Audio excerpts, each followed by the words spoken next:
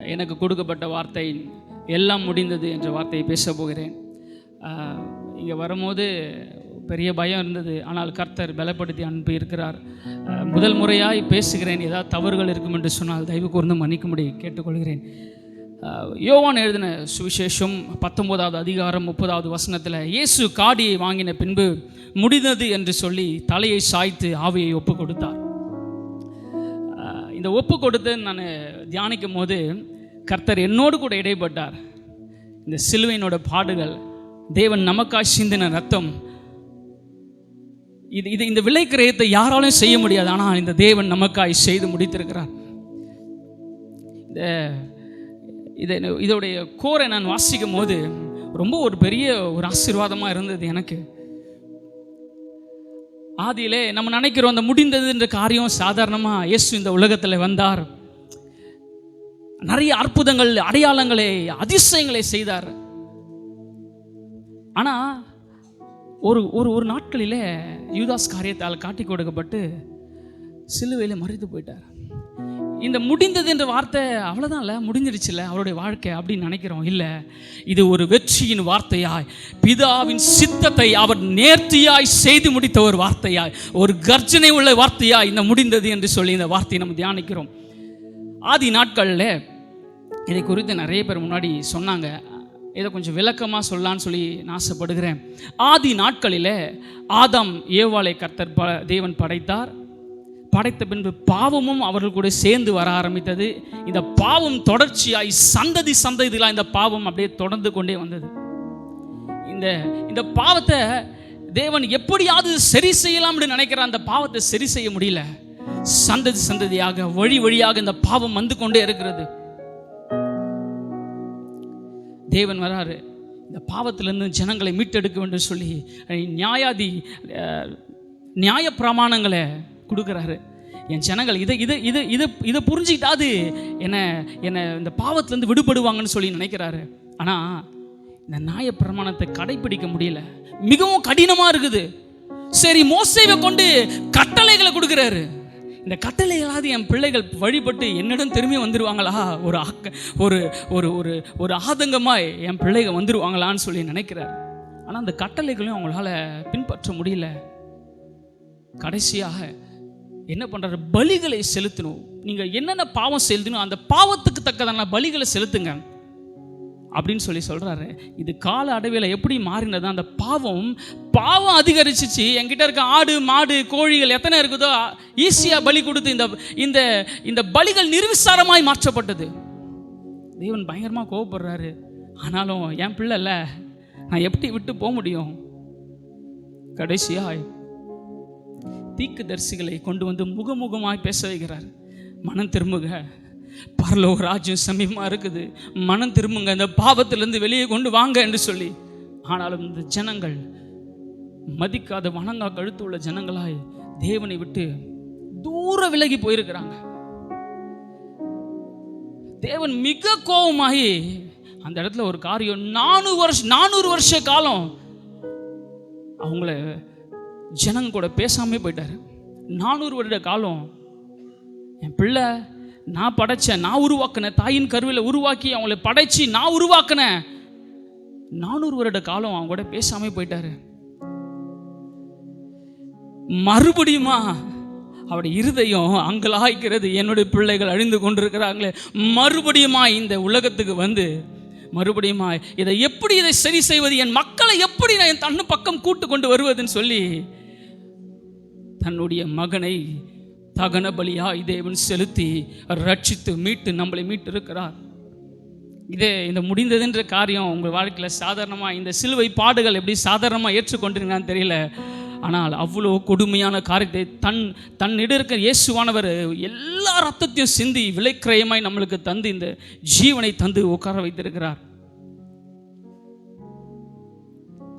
இந்த சிலுவை குறித்து, சிலுவையில் அவர் வெற்றி சென்று முடித்த ஒரு 3 காரியங்களை மாத்திரம் பார்த்துட்டு நான் முடிக்க போகிறேன். முதலாவது ஒரு காரியம், அவர் சிலுவையில் எடுத்தவர்கள் வாசிக்கலாம். கலாத்தியர் 3வது அதிகாரம் 13வது வசனத்தை. ஆமே நாமை நம்ம நீங்களாக்கி மீட்டு கொண்டார். சத்தமாக சொல்லாம நம்ம நீங்களாக்கி மீட்டு கொண்டார். முதல் அவர் சிலுவையில முடித்த காரியம் சாபத்தை முடித்தார். நம்ம வாழ்க்கையில் இருக்கிற வழி வழியாய் வந்த சாபங்களை தேவன் முதலாவது சாபத்தை முடித்தார். நீங்கள் வேதங்களை நீங்கள் பார்க்கும்போது பிதாக்கள் செய்த சாபத்தை 7 தலைமுறை வரைக்கும் பிள்ளைகளை விசாரிப்பாராம். அந்த நாட்களில் பாவம் சாபம் சும்மா கிடையாது. பாவத்தினால் வந்த சாபம் அவங்கள வழி வழியாய் பின்தொடர்ந்து வந்தனால இது சாபமும் அவங்க கூட வந்துடுச்சு. முதலாவது அவர் சிலுவையில் அவர் முடித்த காரியம் நம்முடைய சாபங்களை, நம்முடைய பாவங்களை அவர் முடித்தார்.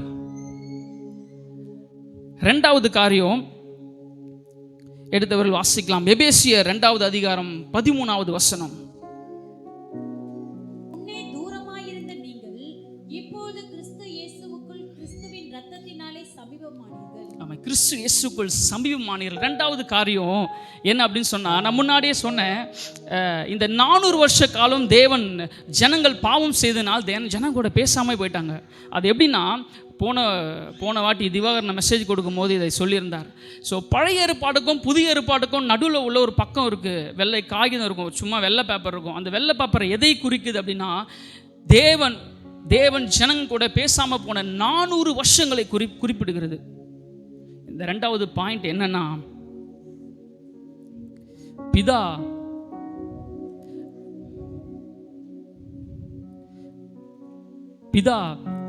நம்முடைய உறவை சீர் செய்தார். இரண்டாவது காரியம், நம்முடைய உறவை சீர் செய்து முடித்தார். 400 வருஷ காலம் பேசல. நமக்கும் பிதாவுக்கும் உள்ள ஒரு ஒரு ஒரு நிறைய பிளவுகள், இந்த பாவத்தின் நிமித்தமாக நிறைய பிளவுகள். ஆனால் இந்த காரியத்தை பிதா அவர்கள் நமக்கும் அவருக்கும் உள்ள உறவை இந்த சிலுவையில் முடித்தார்.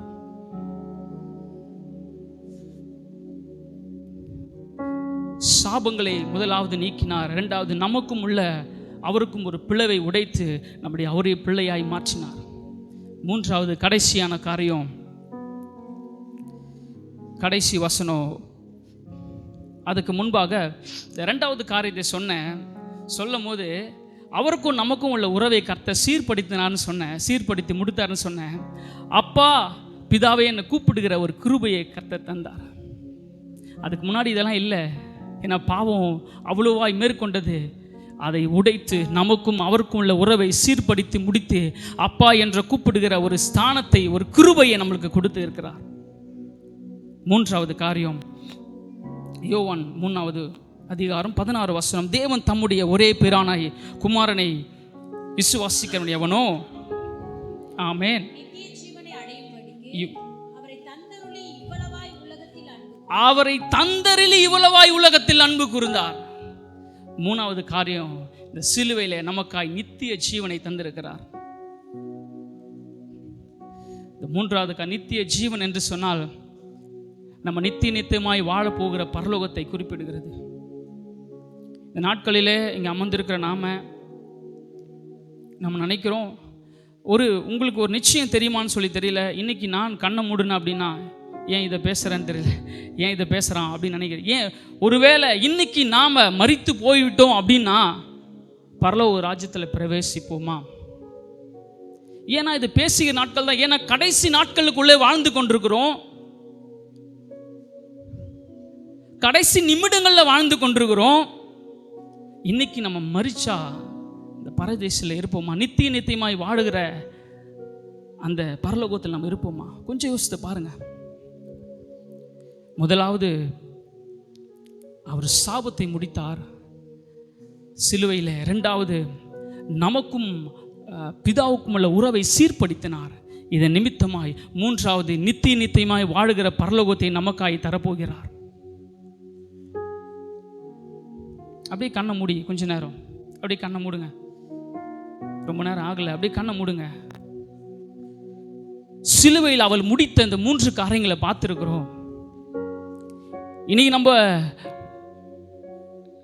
நம்ம இங்கே சபையில் உட்கார்ந்துருக்கிறது, பாடுகிறது எல்லாம் செய்கிறோம். ஆனால் அந்த பரலோகத்துக்கு நம்ம போவோமா? இந்த பரலோகத்துக்கு நம்ம பிரவேசிப்போமா? சிலுவையில் கடைசி அவர் முடித்த 3 காரியங்கள். ஒன்று, சாபத்தை உடைத்தார். இரண்டாவது, நமக்கும் அவருக்கும் உள்ள உறவை சீர்படுத்தினார். மூன்றாவது, நித்தியமான அந்த பரலோகத்தை நமக்காய் தந்திருக்கிறார். தகப்பனே, இந்த நாட்களில் எங்களை ஒப்பு கொடுக்கிறோம். ஒருவேளை இந்த பாவங்களோடு சாபங்களோடு அவருக்கும் எனக்கும் உள்ள உறவுகள் இங்கே இல்லாமல் நாங்கள் இருப்போம்னா எங்களை ஒரு விசை தயவு கூர்ந்து அந்த நித்தியத்தில் சேர்த்து கொள்ளுங்கப்பா. அந்த கடைசியில் இருக்க கல்வன் ஆண்டவர்கிட்ட கேட்டது போல, ஆண்டவரே என்னை இந்த பரலோகத்தில் சேர்த்து கொள்ளுங்கப்பா. பரலோகத்தை கேளுங்க, ஒரு 2 நிமிஷம் மாத்திரம் அப்படியே கேளுங்க. என்னை அந்த பரலோகத்தில் சேர்த்து கொள்ளுங்கப்பா. ஆண்டவரே நான் பாவிதான் ஐயா, ஆண்டவரே என்னை ஒரு விசையாய் என் சாபத்தை உடைத்து என்னை மாற்றி என்னை உயர்த்தி, ஆண்டவரே எங்களுக்காக பிதாவின் சித்தத்தை, ஆண்டவரே தன்னுடைய உடம்பில் இருக்கிற எல்லா, ஆண்டவரே சொட்டு ரத்தத்தையும் சிந்தி எங்களுக்காய் பலியாய் வந்து எங்களை மீட்டு எங்களை உயர்த்திருக்கீங்களே. இன்னமும் அநேக பாவங்களை அநேக சாபங்களை சிக்கி கொண்டிருக்கிறோம். எங்களை விடுவீங்கப்பா. நல்லவரே, இந்த வார்த்தையை ஆசீர்வதிங்க.